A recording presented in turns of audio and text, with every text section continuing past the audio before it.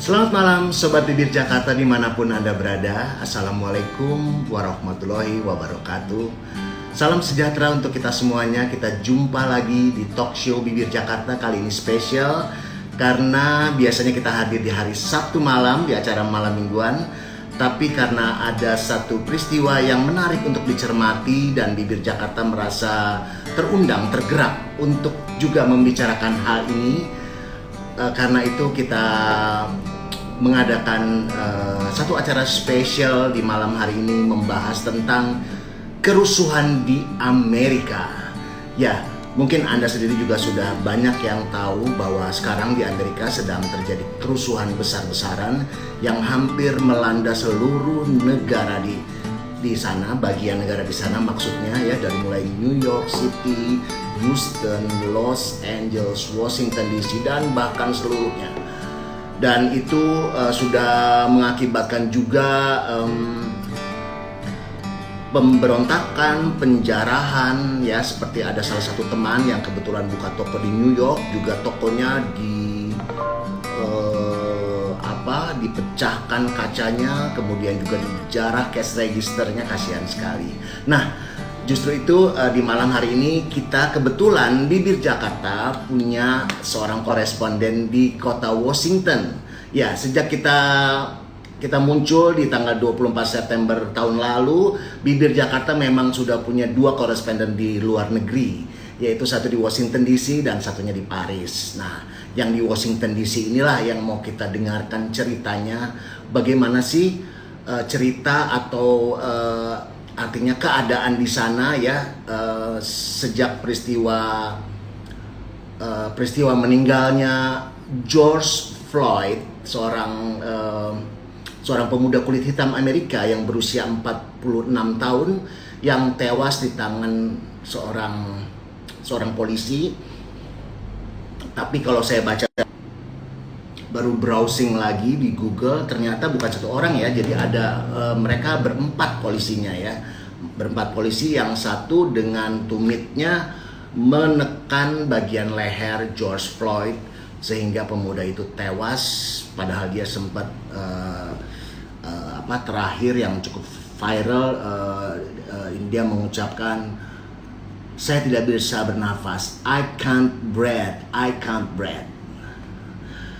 Oke, untuk lebih jauh mengetahui mengenai cerita George Floyd di sana, yang konon kemarin hari Senin sudah dikuburkan ya, dengan peti emas sponsor dari seorang mantan petinju, dan peti emas ini konon juga digunakan oleh superstar Michael Jackson saat dia meninggal. Wow, luar biasa.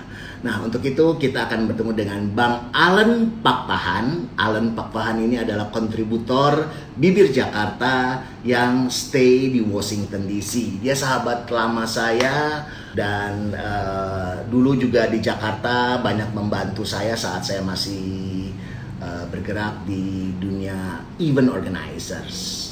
Oke, sudah bergabung Bang Allen Pakpahan. Halo. Aduh, Bang Allen, ya. Semoga bisa segera. Oke, Bang Allen. Bang Allennya di mana nih? Iya. Kita tunggu Bang Allen untuk segera bergabung. Yuhu, ya ini dia Bang Allen. Oke, selamat datang, selamat bergabung di Bibir Jakarta, Bang Allen Pakpahan, yang dari dulu mukanya sampai sekarang nggak berubah, tetap aja imut-imut kayak marmut. Oke, Allen, ya tulang Allen silahkan bercerita sebenarnya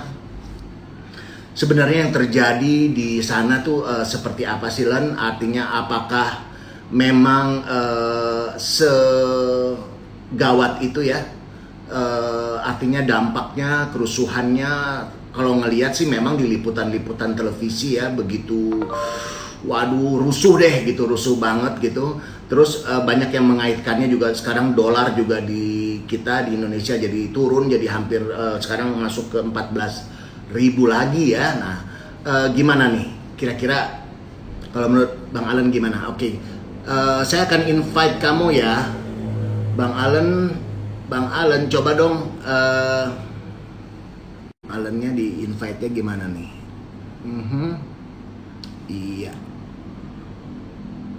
Aha. Halo. Yes. Yes, ini dia. Then Oh, here we are. Alan Pakpahan. Kita beri big applause dulu dong. Thank you banget ya udah halo. ngasih kesempatan kita buat live sama kamu dari Washington DC. Tapi Ya, muka bantang masih kelihatan. baru bangun. Di sini masih pagi. Oke. Nah, tapi oke kan? Iya. Gimana Oke, nih? Alan boleh cerita nggak? Sebenarnya what happened in America now? Itu deh kali ya pertanyaannya. What happened actually in America nowadays? Nowadays is COVID-19. COVID-19 tetap juga ya di sana ya, bener-bener. Dan katanya Amerika juga banyak yang mati ya, maaf. Iya. Iya. Memang kita bicara COVID-19 dulu sedikit ya. Iya, kita Memang ngomong untuk COVID-19. Oke. uh, Amerika is the leading country for ini masalah COVID-19 ya. Oke. Sebenarnya ya karena populasinya besar dan banyak 300 juta itu jadi banyak jadi wajar, tapi tidak seperti yang people atau gimana orang melihat di luar Amerika bahwa kesannya kan seperti Amerika itu COVID-19 rata dari ujung ke ujung, itu sebenarnya enggak ya. Kalau di Amerika ini ada 50 negara bagian gitu. Ibaratnya kalau kayak di ASEAN itu ya ada Malaysia, Singapura, apa itu digabungin menjadi negara-negara itu. Nah, begitulah kira-kira. Jadi untuk masalah COVID-19 ini tidak rata dari ujung ke ujung.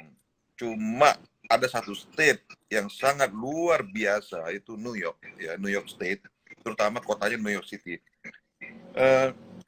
Kita nggak tahu apa itu konspirasi atau gimana, tapi di situ yang terpaling banyak dan penduduknya juga padat sekali di situ, New York itu. Jadi karena angka yang di situ, angka di New York itu yang mengangkat overall Amerika gitu. Sebenarnya iya. ya, sebenarnya angka di New York aja itu kalau angka di Indonesia masih nothing dibandingin New York aja gitu. Mas, oh iya, New York aja tuh ya.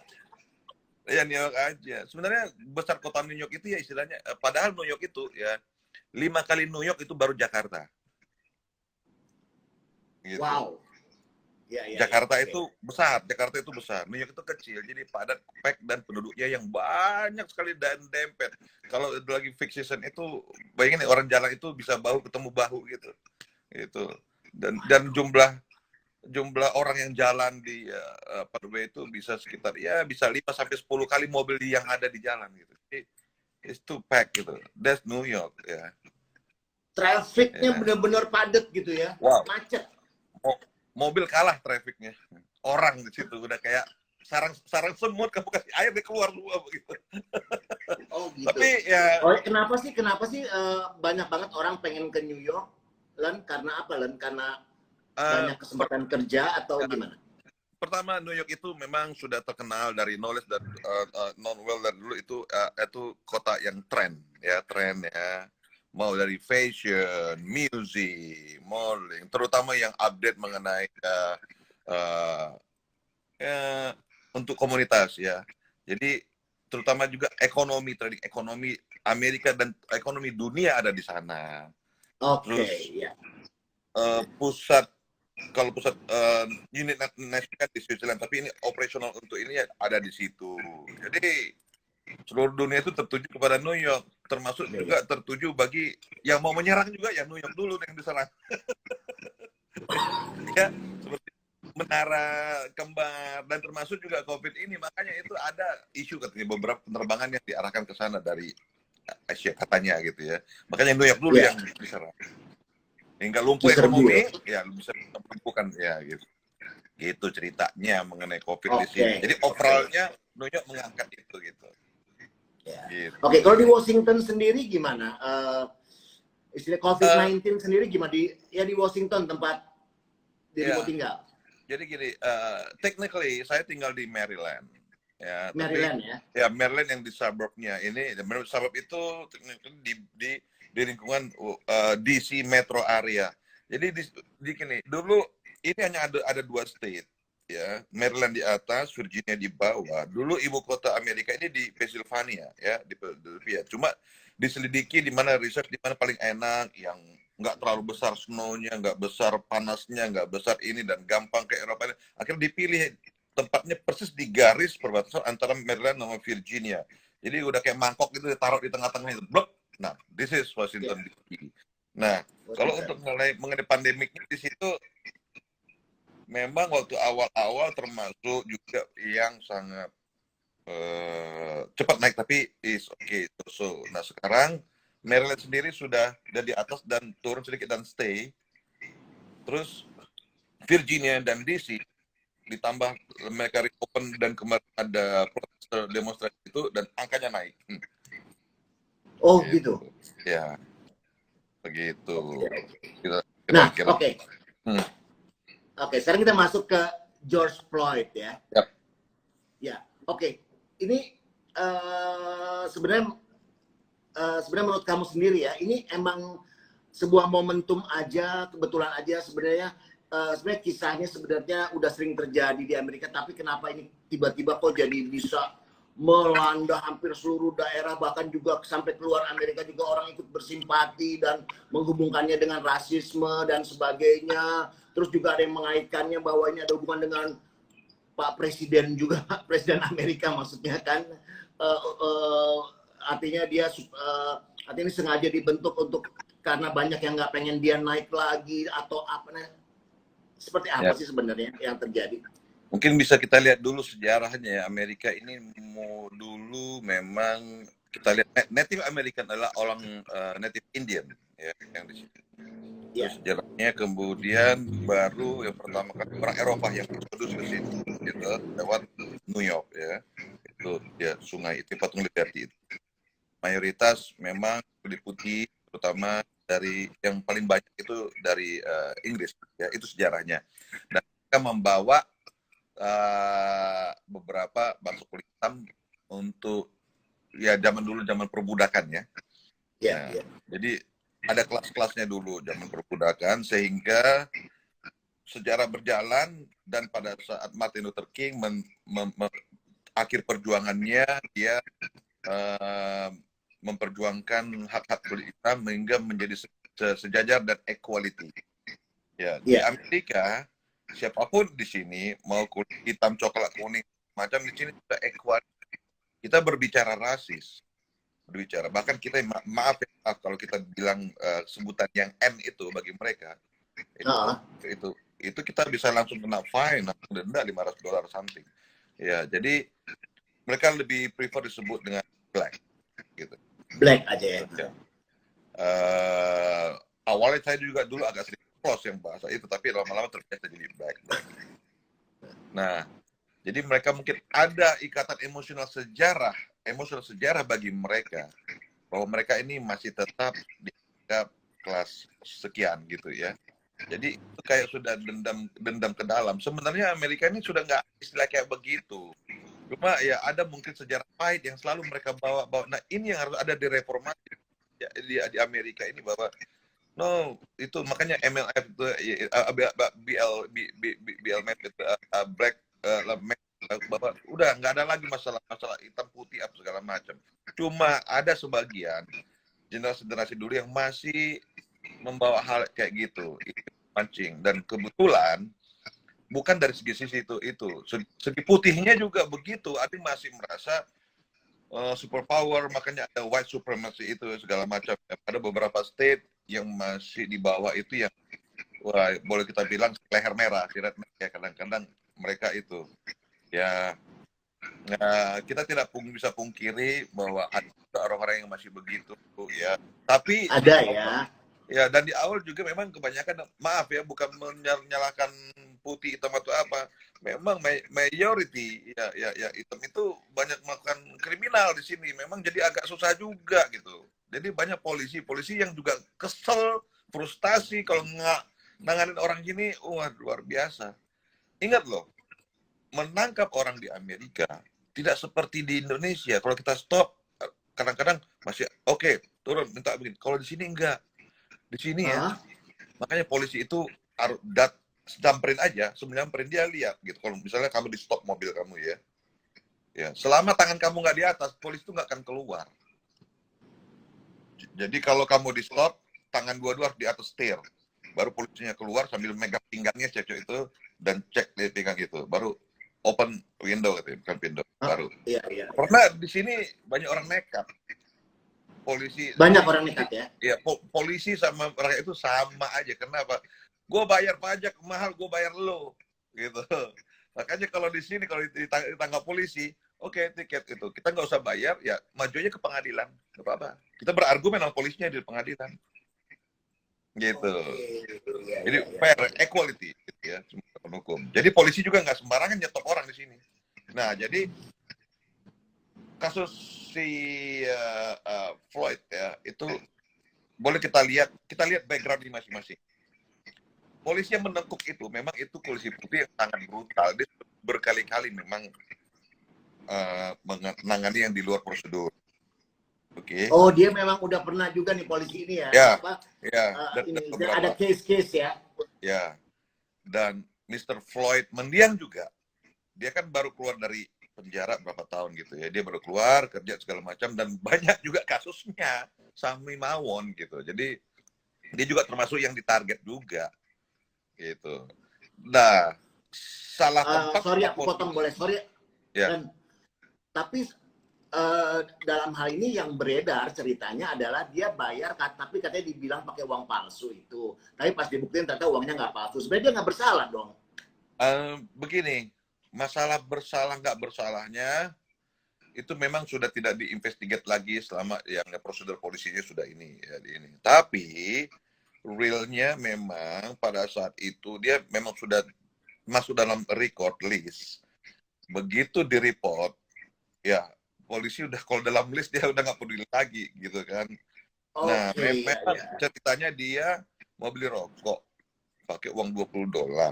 Ya bayar, tapi orang kasirnya ngeliat, oh ini palsu nih begini, dia nggak mau, no itu uang gini, ya dia telepon polisi, gitu, telepon polisi, dan polisinya datang dan interogasi dia. Dan lihat loh, kalau lihat di videonya, yang pertama kali polisi yang interogasi dia, yang narik dia itu polisi hitam loh, polisi hitam bukan putih, gitu. Nah baru dia diseret, dia bawa ke sana, datang sama 4 polisi itu. Jadi basically ini bukan rasis. Awalnya bukan rasis. Ya, kenapa? 4 officer yang menangkap itu ada putih, hitam, Latino, dan Asia. Ada Asia juga loh. Ada Asia ya? Tuh. Dari 4 itu ya? Ya, 4 ini. Kasusnya pertama ya crime. Suspek masih itu diamankan suspek. Cuma pelaksanaan prosedur dari si putih ini yang brutal ini salah juga. Orang sudah diborgol, sudah underground, masih ditekuk pula, sudah ngomong lagi ini segala macam, sehingga di situ kelihatan opininya ke arahnya ke rasis, gitu. Nah, setelah rasis, tapi coba misalnya yang nekuknya itu polisi hitam, mungkin kemungkinan rasis itu nggak akan dibawa gitu. Tapi kebetulan ini si putih yang brutal, gitu. Dan memang kondisi kayak begini sudah lama ya dalam kayak begitu hitam sama putih ini mereka. Sebenarnya bagi kita orang-orang Asia nothing, putih nggak pernah dia respect bagi kita, gitu. Saya nggak mau ngeblame hitam atau putih atau gimana, tapi memang hitam juga yang membawa dirinya yang berbeda, membedakan diri gitu. Jadi kesannya gitu ya. Kesannya merasiskan diri gitu kan. Nah, buktinya ada di YouTube ya. Ada beberapa kelompok hitam yang berargumen sama kelompok yang protes kemarin itu. Ada yang mengatakan kamu jangan terlalu ini membawa rasis segala macam bla bla bla, justru lu yang rasis merasiskan diri kayak gitu. Ada di YouTube, ada. Itu terjadi di Washington DC. Gitu. Jadi saya sepakat bahwa ini awalnya adalah crime dan dibawa ke masalah rasis dan ditunggangi. Kalau kita bilang itu ada 3 kriteria itu yang pertama adalah para protester yang murni, ya itu. Yang kedua ditunggangi oleh saya lawan politik. Kita mau pemilu. Nah, November. Ada tuh ya, kesitunya ada juga ya nih ya. Jadi Ada. makanya makin kayak bola api ya, dia terus Ya, bergulir ya. itu dan kelompok-kelompok dari Antifa ya, itu antifasis ya. Mereka untuk bawa itu. Dan ketiga kelompok yang memang sengaja mau melihat kericuhan, mau ngambil kesempatan gitu untuk ya ngejarah segala macam. Tapi setelah itu pas mau Memorial Day kemarin, kan kalau Memorial Day itu kayak hari pahlawannya ya. Itu biasanya veteran-veteran tuh keluar pakai motor gede segala macam, banyak gitu ya kan. Nah, dan kali ini mereka banyak bawa senapang mereka keluar untuk membantu pemerintah dan membantu National Guard untuk kalau ada yang coba-coba jarah, tembak di tempat udah. Wow. Ya, mau demo silakan. Tapi yang ini untuk menghilangkan yang tembak di tempat yang itu yang jarah-jarahan itu. Gitu tapi ininya. Nah, saya banyak melihat di media-media Indonesia segala macam, ya saya sangat sedih sekali karena informasinya sangat kurang, kadang-kadang berlebihan atau gimana. Makanya saya sarankan kalau untuk media-media kayak TV itu, tolong sumbernya yang akurat. Contohnya yang biasa selalu dari VOA, Voice of America. Ya, Voice of Asia ya. Ya, masih ada Dan Helmi Yohanes ya di sana ya. ya, Helmi masih ada. Ya kan? Dan atau dari Fox atau gimana gitu. Kadang-kadang seperti saya lihat, maaf saya nggak menyebut salah satu broadcast company di Indonesia, dia juga mengambil narasumber dari orang yang nggak ini tuh dari orang lain dan juga dari VOA. Jadi dia mix gitu. Kadang-kadang itu kan nggak konsisten gitu ya. Karena beritanya berbeda-beda dan kadang-kadang berita yang ada di media di Indonesia itu sudah kejadian 2 hari yang lalu. Jadi orang-orang kadang kelabakan nanya saya, ini gimana gini? Ini udah lama nih, 2 hari lalu dapatnya, ini gimana ceritanya? Jadi jawabnya juga bingung jadinya. Gitu. Oke, Lan. Dari keterangan kamu tadi ya, bisa nggak disimpulkan bahwa ini juga boleh dibilang semacam mengorek-orek artinya luka lama ya dari sejarah tadi kan ada kan ya kan. Jadi ini kayak dengan peristiwa ini kemudian ya kayak ketika sih disentuh-sentuh lagi akhirnya kayak meledak gitu ya semuanya gitu kan. Ya. Jadi kalau dibilang gitu ya. Kejadian murni iya, kejadian konspirasi juga iya. Kejadian murni iya, konspirasi juga iya ya. Iya, gitu. Tapi kalau ngelihat dari video ya ada yang ya kan ya misalnya di ya TV channel baik Metro, kalau nggak Al Jazeera aku lihat juga dan sebagainya. Itu sempat ada patung Abraham Lincoln apa gitu ya, pokoknya harus dirubuhkan dan sebagainya. Kok kayak sempat ada kesan bahwa ini pemerintahan Amerika kan secara kan kita ngebayanginnya wow kan pasti kuat dan sebagainya. Ini kok kayak agak agak rapuh gitu, apa bener nggak sih atau jadi gini, cuma kesan aja bagaimana? Ya, yang patung itu patung gini, sejarahnya Amerika ini ada beberapa state yang masih memegang namanya Confederation State. Confederation itu yang bagian selatan ya, kayak North Carolina, South Carolina, Miami, Florida, Georgia. Saya sambil lihat mapnya, Florida, Alabama, ini masih mereka Texas. Ini Confederation State ini cenderung dibilang itu state orang putih. Dan mereka masih punya bendera sendiri dan patung pemimpin mereka itu General Lee. Nah, jadi orang demo untuk itu supaya supremasi putih itu nggak ada lagi ya. Mereka demo dijatuhkan. Terutama di Georgia, Alabama itu banyak hitamnya ya gitu. Dan tapi cuma ini, saya mau bikin persepsi dulu gini. Orang melihat bahwa kerusuhan Amerika itu image-nya kayak kita flashback ke tahun 98 kerusuhan gitu ya. Jakarta kan dari Jakarta Barat ujung sampai Jakarta Timur, Utara segala macam rusuh meledak semua gitu ya. Iya. Nah, kalau di Amerika tuh bukan kayak begitu. Oh, beda. Gimana? Beda. Nah, jadi gini. Pokoknya data yang sudah saya lihat itu gini, Amerika ini kan terdiri dari 50 negara bagian. Sebenarnya 49. 50 negara bagian ya. Jadi satu, jadinya Ya, satu. Ya. yaitu United States of America gitu ya. Ya. Dan masing-masing state, masing negara itu terdiri dari berpuluh-puluh kota. Waduh. Nah, Oh gitu.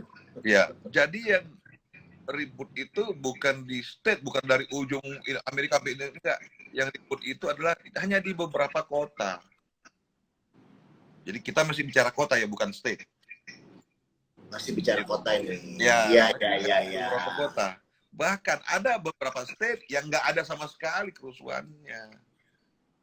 Aso, Ya, misalnya. kan jadi jelas nih. Ya, misalnya Jakarta, Jakarta Barat dia rusuh, tapi Jakarta Pusat kagak. Nah, kayak gitu. Gitu.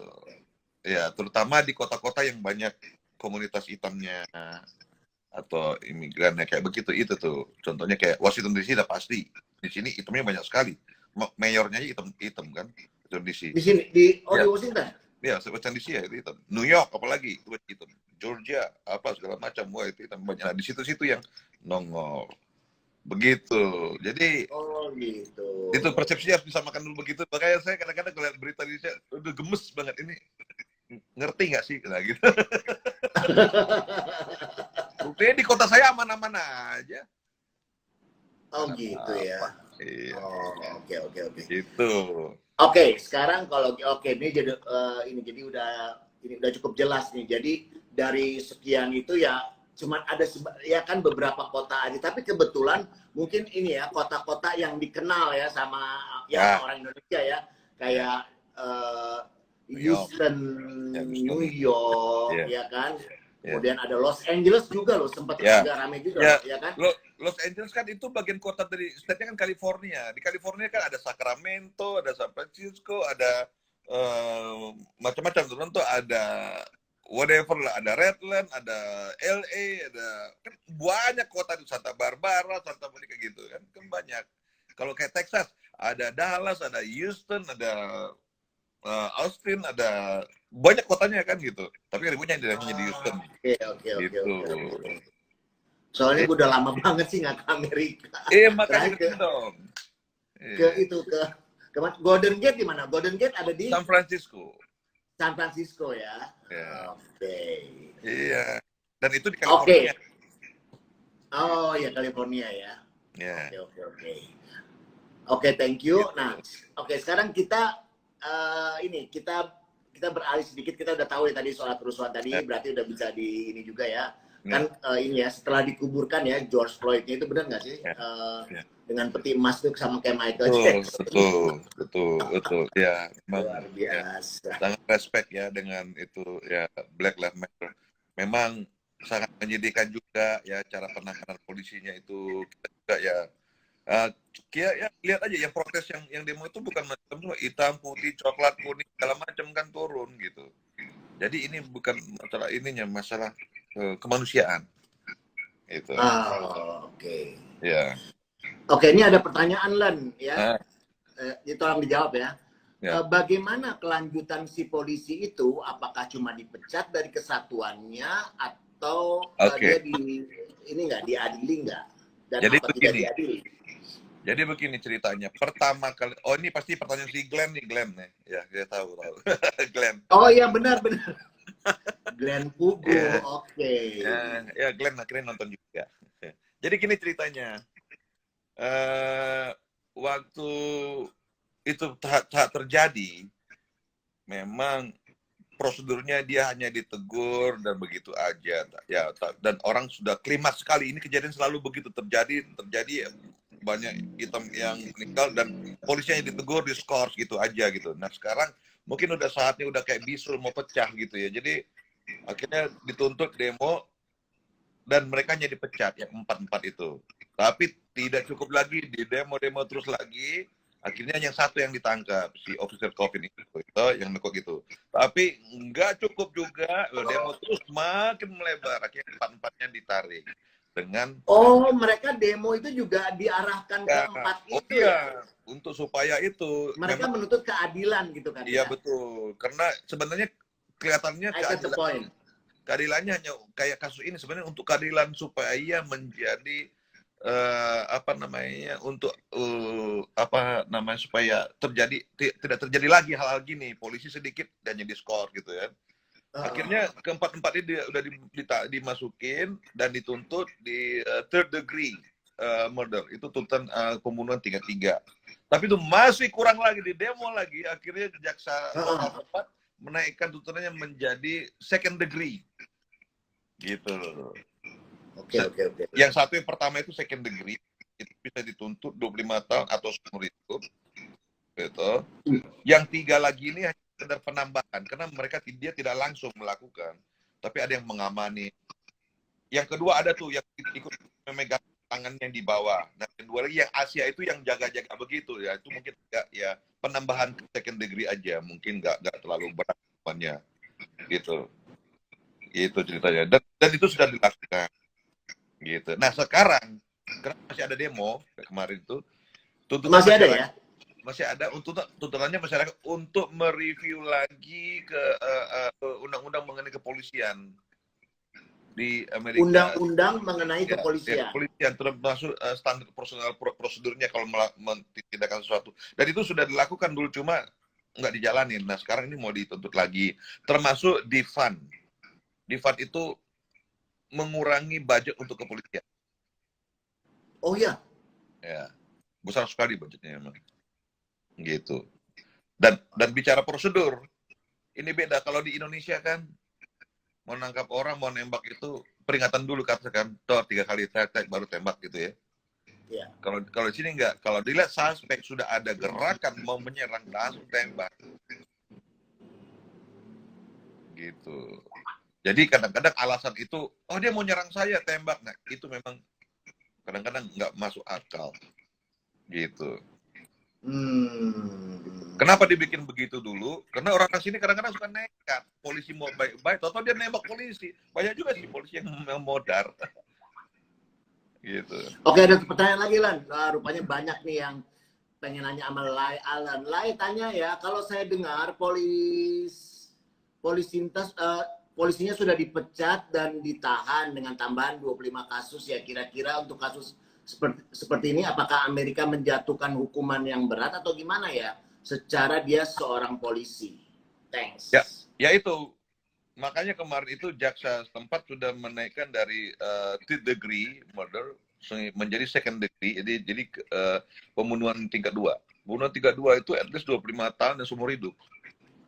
Nah, dan itu cukup berat itu ya, biar ada kapok jerah bagi polisi-polisi lain yang melakukan prosedural walaupun dia sudah memang menahan emosionalnya. Dan itu udah, kalau tingkat 1 udah bahaya, tingkat 1 seumur hidup atau hukum mati gitu. Nah ini dia udah tingkat 2 ya, dia dapat yang tingkat 2 ya? Tingkat 2, dari tadi tuntutan 3 dinaikin jadi 2. Oh, oke, gitu. berarti diperberat ya. Lagi. Berat lagi. Itu. Ya. Okay. Ya, memang dulu secara polisi ada beberapa prosedur, makanya dia beberapa kali dia ada kasus juga dia masih aman ya, skor gitu. Nah sekarang udah nggak lagi. Makanya ini mau undang-undang kepolisian ini mau dirubah, diminta rubah gitu ceritanya. Oke. Wah enak ya, kita kalau udah dengar langsung dari yang tinggal di States gitu kan, yang ada di California, yang ada di Washington, jadi lebih ini lagi kebayang, dan ternyata nggak seserem kali gitu ya, nggak seserem sama yang ada di kepala kita tentang situasi di Amerika sana, ya kan, bahwa itu ternyata hanya di beberapa kota, ya kan, juga nggak semua state yang ada di sana seperti itu, dan sekarang juga udah ini ya, artinya udah lebih rendah, walaupun masih ada juga ya kan, mungkin di beberapa bagian atau apa ya, gitu kan, seperti itu kan Len ya? Iya, jadi ada sekitar 30 ke 40 kota yang terletak di sekitar 11 sampai 13 states. gitu. Jadi nggak semua. Ya kalau mau paling aman sih lepas dari pulau ini ya ke Hawaii aja aman sambil liburan. Hula-hula dong. Ulah. Oke, sekarang boleh agak santai dikit nih, ada fans-fansnya Alan nih, ada Wanti Silalahi. Halo Abang Alan, miss you. Wow. Itu kan Lu emang itu kan Alan fans ya. kamu juga kan? Alan emang selalu menebar beberapa. Lu Itu. Aduh, lu kayak presiden kita yang keberapa deh yang suka tebar-tebar pesona gitu, tau gak lu? Gitu. Kita ngomong politik dikit, Oke. politik dikit ya. Oke. Gimana ya enggak, gue ini sih dengan kepolosan ini ya, bibir Jakarta tuh kan memang selalu membawa apa segala sesuatu secara spontan aja yang enggak terlalu ini, tapi yang ringan-ringan aja. Oke, tapi gimana posisi Indonesia dengan ini katanya dengan Amerika? Katanya bener nggak sih Amerika kan lagi agak kurang mesra sama China, bahkan bukan kurang mesra ya, lagi sehingga memilih untuk memindahkan investasi dan sebagainya. Itu sebenarnya gimana sih secara gini-gininya? Ya, hubungan bilateral antara Indonesia dengan Amerika itu harus kita lihat dari segi dan dari sudut mana, ekonomi, sosial, ekonomi banyak perdagangan atau apa gitu ya. Kalau untuk dalam segi ekonomi cukup bagus. Terakhir yang masalah COVID ini Indonesia mendapatkan bantuan bond ya dari Amerika sekitar berapa ratus triliun itu kemarin. Dapat ya? Bantuan dapat gitu. Bagaimanapun juga Amerika itu nggak akan bisa lepas dari Indonesia. Indonesia juga nggak bisa lepas dari Amerika karena kepentingan ekonominya sangat banyak sekali. Ya, terutama banyak ya. Ya, terutama kayak Chevron yang sudah diambil alih sama pemerintah Indonesia kemarin itu. Di blok itu ya tetap karena teknologinya, alih teknologinya itu tidak selesai. Jadi tetap Indonesia memerlukan orang teknologinya juga dari Amerika gitu. Sudah misalnya kamu udah ambil alih itu rumah, tapi banyak hal-hal yang ini switch-nya di mana ya, tombolnya di mana, nah kayak begitu. Gitu. Jadi tetap dibantu juga atau tetap ini dari Indonesia yang minta mereka untuk tetap impor atau gimana?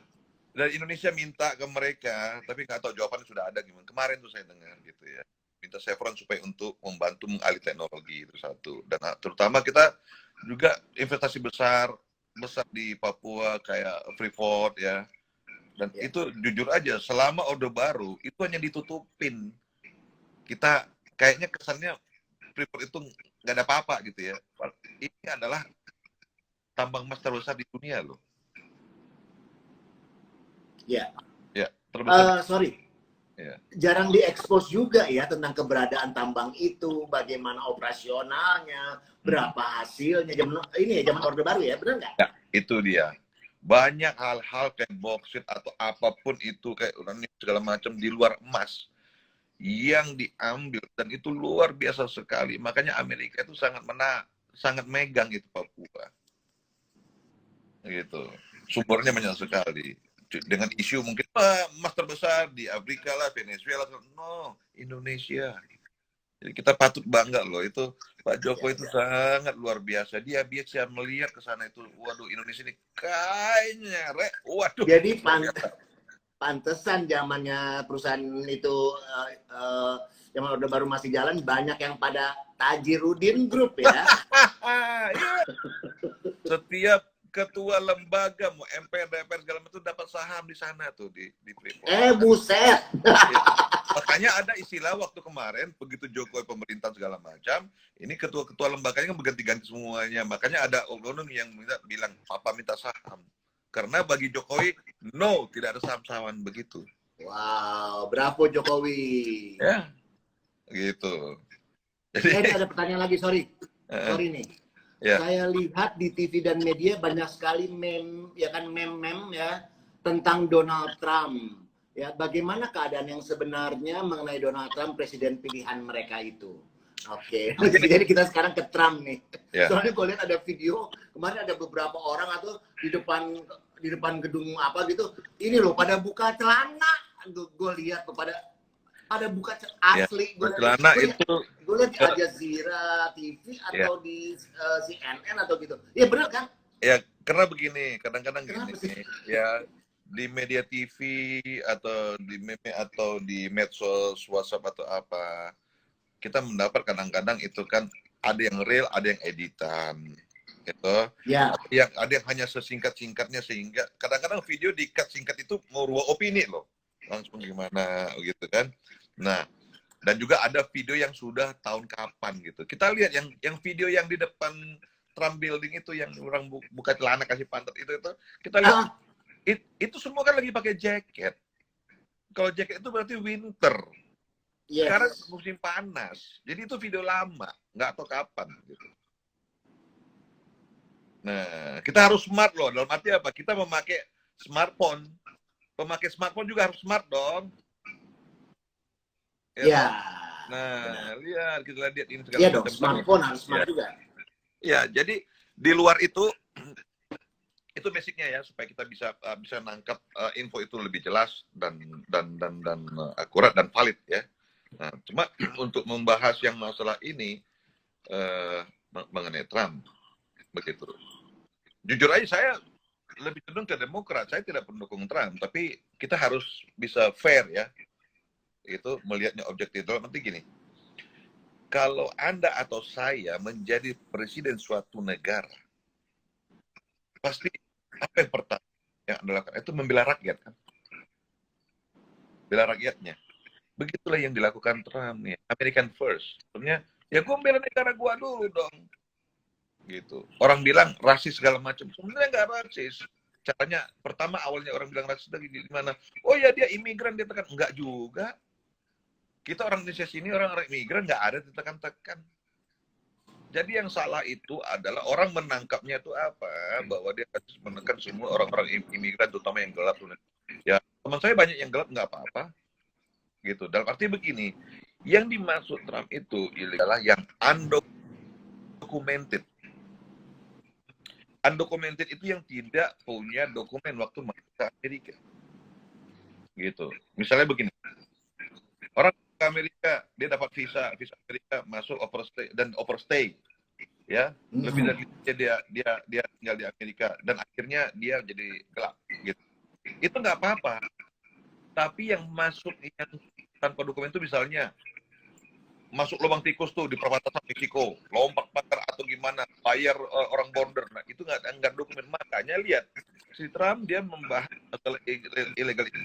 Dia apa? Di perbatasan Amerika sama Meksiko, ada dari California, Meksiko nih, dia pasang tembok. Itu yang dipermasalahkan sehingga di blow up itu rasis. No. Gitu. Ya wajar dong. Sekarang gitu. Kayak misalnya kita berdekatan dengan negara lain misalnya Kalimantan ada perbatasan dengan Malaysia Ya, gitu kan. iya, iya. Kalau misalnya bereksodus banyak dari Kalimantan kan Pak Jokowi pusing juga.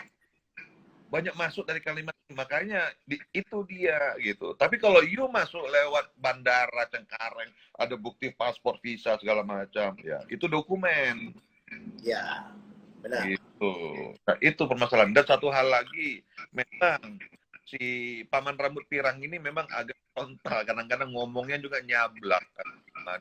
Kayak Ahok juga gitu, tapi ya begitu ya, maklum lah masa orang pro kontra mengenai attitude ya itu biasa gitu kan gitu. Gaya dia emang begitu gitu ya, emang Saya agak-agak begitu agak-agak cihuy ya. ya. Dia kan bukan orang politisi, nggak bisa diplomasi, dia kan orang pebisnis. Oh, benar, Gitu. benar, benar. Beda. Cuma kadang-kadang dieksplor aja sama lawan politiknya gitu. Saya waktu yang pertama juga ya saya nggak mendukung dia, cuma karena calon dari Demokrat atau Hillary saya bukan pilihan saya, ya saya nggak suka ya udah gitu. Nah ini lawannya yang berikutnya siapa? Joe Biden atau apa? Si Biden ini adalah bekas Biden. ya, Right. wakil dari Obama. Kalau tanya mengenai Biden, saya pribadi itu bukan saya dukung. Tapi kalau mereka tadi membawa si Sanders, Bernie itu lebih bereaksi. Saya itu lebih bagus. Kalau Biden Hanya nggak lebih sekedar patung dipasang udah begitu aja, nggak ada activity. Seandainya pun dia menang, nggak ada pergerakan Amerika akan flat aja, begitu. Sama kayak zaman Obama, flat aja, nggak ada perubahan. Flat aja ya. Ya, flat aja dan worse, ada turunnya juga. Ekonomi turun sekali zaman Obama. Masa? Ya, gitu. Oh, gitu. Karena dia terlalu terbuka sama semua, dibuka orang yang makin banyak segala macam. Aduh, gitu. Gitu. Nah, kenapa dia menang di kedua kali? Ya, karena begini. Voter hampir 70% itu di Amerika ini kan Kristen konservatif. Ya. Kristen konservatif. Dan lawan Obama waktu itu aduh, lupa namanya. Dan itu orang-orangnya Mormon, Kristen Mormon. Nah, Kristen konservatif dan Amerika pastor-pastor pendeta-pendeta sini nggak suka sama Mormon. Makanya mereka golput. Gitu. Banyak golput berarti ya. Banyak golput. Ya. Sementara itu hampir setengahnya voter di Amerika itu. Oh, ya, untuk itu. Gitu, makanya dia menang 2 kali. Gitu. Nah, oke. Sekarang ngobrol sama lo nih nggak mungkin lepas dari 2 poin, yaitu satu ini politik dalam negeri Indonesia dan dunia malam, enggak, bukan dunia malam, dunia gaul ya kan. Oke, sekarang kita ke politik Indonesia dulu. Ya. Dari pengamatan lo sekarang ini Jokowi udah masuk ke putaran kedua ya, artinya istilahnya dia berkuasa udah masuk ke yang kedua kan ya. Ya. Dengan kebijakan-kebijakan dan sebagainya. Soalnya kan kita tahu juga bahwa Bang Alan ini juga ya dekat dengan Pak Presiden dan juga dengan khususnya Bapak Menteri Kehakiman dulu ya. Sekarang Menteri apa tuh? Pak Lasona apa tuh dulu? Iya. Oke, sekarang gimana? Indonesia, is it okay? Kita kemarin lihat pertumbuhan ekonomi masih bisa 3% di tengah pandemi dan sebagainya. Okay, what do you think about Indonesia nowadays with the President Jokowi? Maksudnya kondisi keadaan sekarang gitu. Sekarang, ya. Sekarang prospeknya ke depan ya kan kita mesti ngomong itu juga ya kan, mungkin ya untuk perekonomiannya dan sebagainya gimana nih sekarang kita lebih oke, bahkan katanya diramalkan akan jadi 3 besar dunia kah? Is that possible? Kalau untuk Indonesia saya nggak ragu kalau ada ramalan atau yang mengatakan bahwa Indonesia ini akan menjadi 3 besar dunia, 4 besar dunia, itu sangat benar sekali ya. Asal dipilih oleh pemimpin yang integritasnya luar biasa seperti Pak Jokowi, saya bilang ya. Untuk saat ini Pak Jokowi. Ya, karena begini loh. Kita lihat dari besarnya suatu negara itu, kan kita lihat dari geonya itu wilayahnya. Ini Indonesia, negara kepulauan yang ada perairan besar. Kepulauan itu sepertiga dari luasnya ini. Berarti kan lautnya besar. Saya ada video yang kalau Indonesia ini diambil gitu, ditaruhkan di kontinen, bukan di negara, di kontinen benua Amerika itu sama besarnya seperti Amerika ini. Oh, itu satu wilayah ya. Sudah besarnya sama, populasi itu juga peranan penting, populasi kita besar. Katanya sekitar sekarang mungkin 290 juta ya, nggak terlalu jauh sama Amerika yang 300 sekian juta gitu. Itu satu, pokoknya wilayah, populasi, dan satu lagi yang paling penting, sumber daya alam ya. Saya bisa mendeklar sekarang sumber daya alam terbesar di dunia adalah di Indonesia. You name it, lu sebutin apa aja, mau hutan, mau laut, mau tambang, mau semua ada di Indonesia.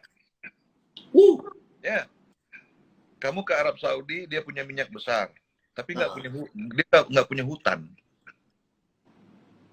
Indonesia punya minyak dan besar sekali. Dan saya besar di lingkungan perusahaan minyak Amerika, dan saya tahu minyak Indonesia ini dua besar terbagus. Kamu di Caltex kan? Ya, kamu juga kan? Gitu. Aku juga di Paiko. Nah, Minyak duri Benar-benar. tempat saya lahir, minyak Bekasap itu sama minyak Minas, itu big five minyak terbagus di dunia. Di dunia ya.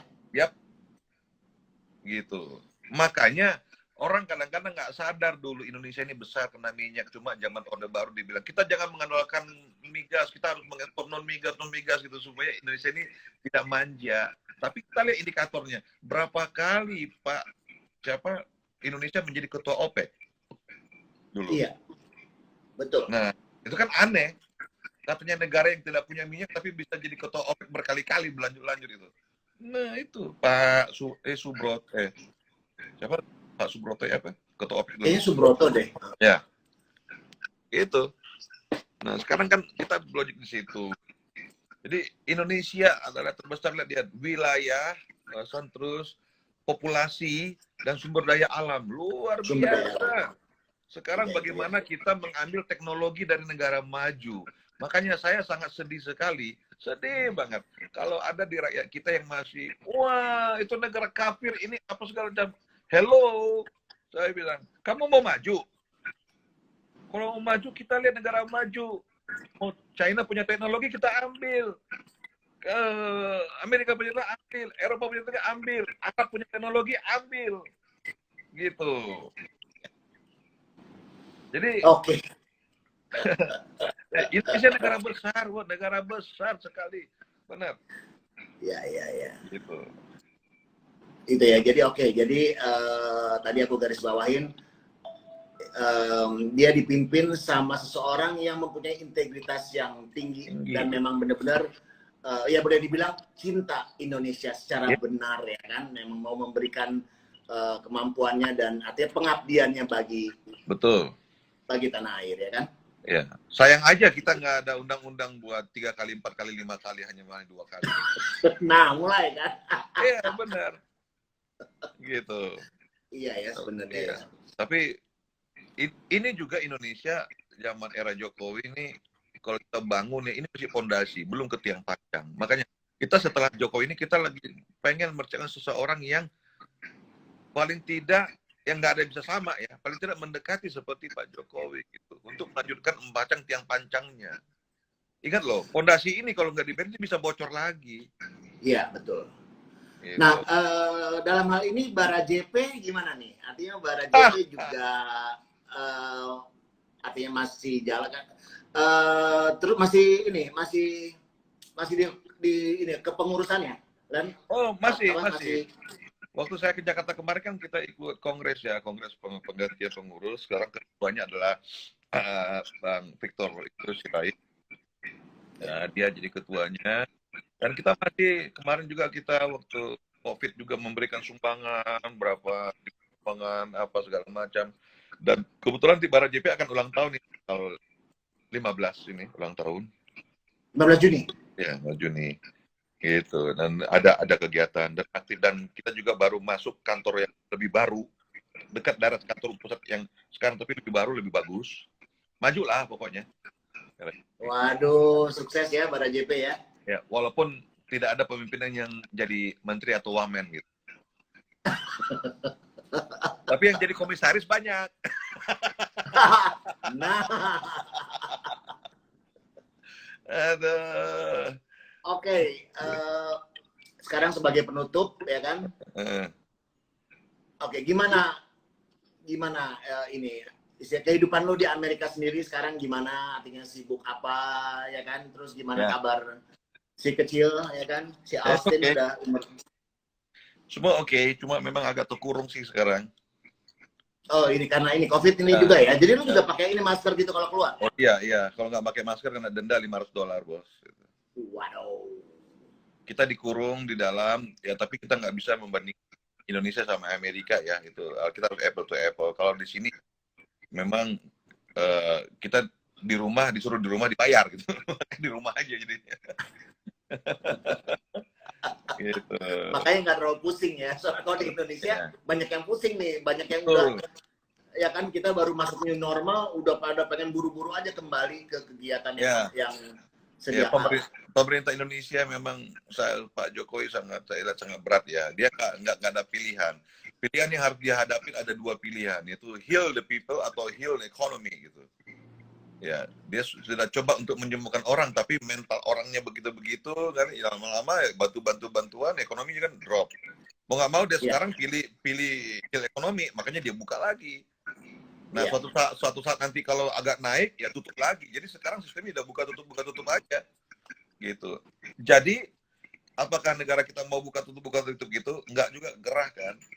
Saya menghimbau supaya masyarakat di Indonesia juga ya bisa disiplin lah gitu. Karena virus ini tidak beredar, yang menyebarkan adalah manusia. Ya, itu. Selama manusia masih begitu, masih aja tetap. Jadi mesti disiplin dong ya, yang paling utama ya. Iya dong, itu disiplin. Lihat ya negara-negara, gak usah jauh-jauh lah, di Asia aja. Lihat, negara yang sudah agak aman, turun segala macam, negara mana? Negara yang karakter budayanya disiplin.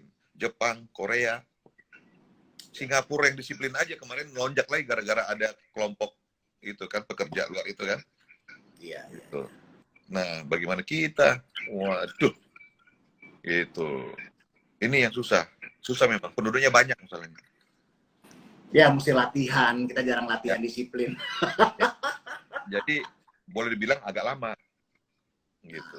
Nah, cuma ini opini kita ini harus dirubahkan dalam arti gini. Ekonomi bisa dipulihkan, tapi nyawa tidak. Itu harus dipakai gitu. Oh iya. Kalau selagi masih bisa nahan lapar di rumah demi untuk tidak sia-sia perjuangan yang di rumah sakit, tidak sia-sia perjuangan orang yang mau di rumah, ya udah bertahan lah sama-sama. Gitu. Oke Alan, thank you very much sudah nyediain waktu buat Bibir Jakarta buat ngobrol. Kita benar-benar dicerahkan, jadi dapat gambaran tentang berbagai hal, ya kan? Tentang kerusuhan jadi tahu, tentang COVID-19 juga, tentang sedikit politik Indonesia Amerika. Oke, closing statement dong buat kita semua, istilah anak-anak muda mungkin yang mau ke Amerika atau gimana? Kira-kira ada ini nggak? Ya, kalau untuk mengenai keadaan Amerika ya ini yang akhir ini gitu ya. Dalam kita gini. Kalau banyak yang mengatakan wah Amerika udah bahaya. Saya mau mengatakan ini tidak ada bahaya, masih enjoyable seperti biasa. Datanglah supaya kamu bisa melihat sendiri dan untuk melihat apa berita-berita di luar negeri atau di dalam negeri juga. Please jauhin hoax itu tidak mendidik. Jadi kalau ada sesuatu yang Anda dapat jangan di forward dulu, cek dulu gitu. Ini valid atau enggak atau gimana. Be smart karena kamu memakai smartphone. Ya, toh? Balik lagi ya. Pakai smartphone harus smart. Harus smart. Gitu. Jangan ikut-ikutan. Gitu. Itu kakak saya tuh dia bilang, "Halo Mas Ari," katanya. Kakak saya Deborah. Gitu. Oke, Alan. Wahyu, Kak Giyo. Iya, Kak Giyo, Wahyu itu bosnya di SNTI. Oh iya. Iya, Kak Giyo. Masih banyak terus. Yang nyapa masih Iya, Kak Giyo tuh di MNS Group ya, SNTI itu, Kak Giyo. Lahir bro, ente mesti jadi dubes AAS nih, kata Glenn Pugu. Iya. Zivora nanya apa nih Zivora? Udah malam aja tapi banyak yang masih melek nih Om. Keren pembicaraan malam ini. Thank you everybody. Sebenarnya banyak lagi, ada beberapa, tapi mungkin Pak Hari kalau nanti mau ada kesempatan kita akan bicara diskusi mengenai untuk mengenal apa itu sebenarnya COVID-19, apa itu corona, apa itu vaksin dan segala macamnya. Karena saya baru ntar kita cari waktu lagi Alan ya.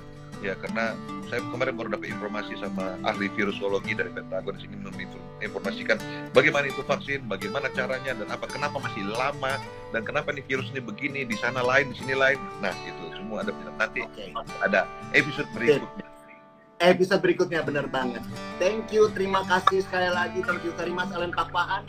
Sukses selalu dan semakin sukses, semua lancar di sana. God bless you. You too. Stay safe. Bye. Bye. Ya, demikianlah tadi pembicaraan kita dengan Bang Allen Pakpahan, sahabat saya yang stay di sana di Amerika, di Washington DC.